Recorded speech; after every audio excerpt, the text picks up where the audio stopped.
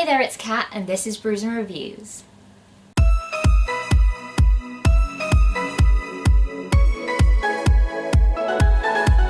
First, let me apologise because there is a massive storm happening outside, and also my cat is playing with small balls, so he's probably going to be quite noisy.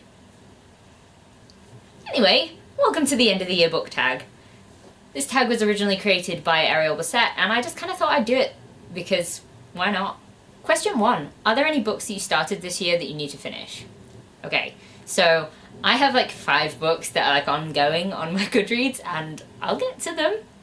The one that's been on there the longest though is Otherworld by Jason Segel. So I picked this up for the biannual bibliothon in the summer, so that's like what, like almost 6 months ago now, and I got about 150 pages in and I didn't care. And like, I don't want to DNF it because like, what if it gets better?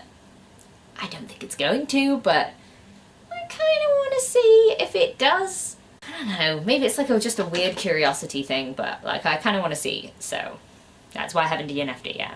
Question 2, do you have an autumnal book to help you transition into the end of the year? No. I think the thing for me is that I tend to read fantasy or sci-fi, a lot of things that aren't actually set in our world, so the seasons aren't necessarily reflected in the same way, so I don't really have one that feels particularly autumnal. The only thing I could say is like maybe Harry Potter, because it reminds me of going back to school, which is like a very autumnal thing, but that's all I've got. Question 3, is there a new release book that you're still waiting for? No.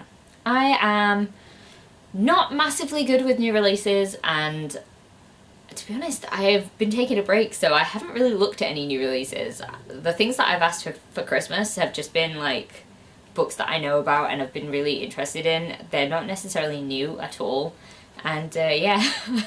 So no, the answer is no.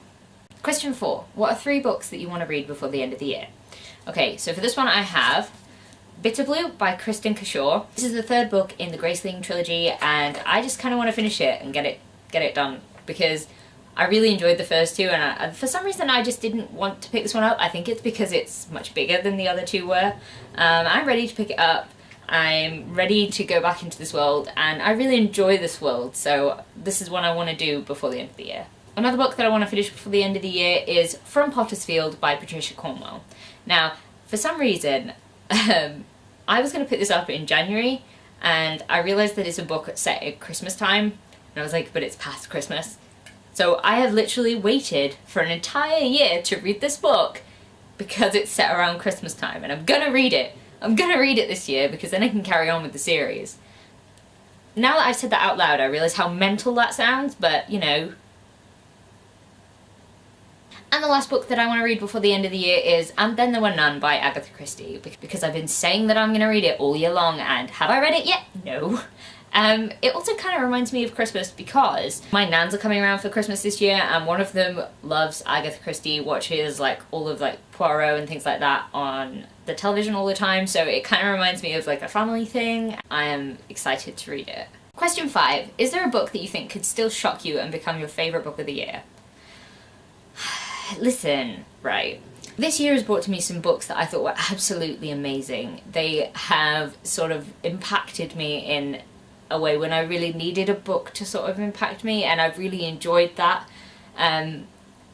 So as much as I think I'm going to like the books that I'm reading, I don't think any of them will quite have the same effect on me, and which I think is a little bit unfair on the books that I'm going to be reading at the end of the year. I just happen to have read some that just kind of blew me away and sort of became like my favourite books, not just of the year, but like in general. So, you know, I don't think that anything will surpass that.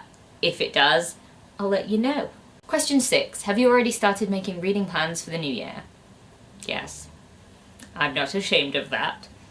Actually, I decided to buy myself a bullet journal because I want to organise myself a little bit better. I want to be a bit more consistent with the videos that I'm putting out and my reading habits. So I have made a list of books that I want to read before the end of the year. Maybe I'll go through it with you guys if you want me to, I guess. It's gonna be a bit random, but let me know if you want to see that, and I'll try and figure out a way to go through that with you. So yeah, that's the end of the year book tag. And yeah, I'm not going to tag anyone because it is quite late into the end of the year and I know a lot of people have already done it. But yeah, I kind of just wanted to do it. If you like this video, please leave a like, comment, subscribe, and I'll see you in the next one. Bye!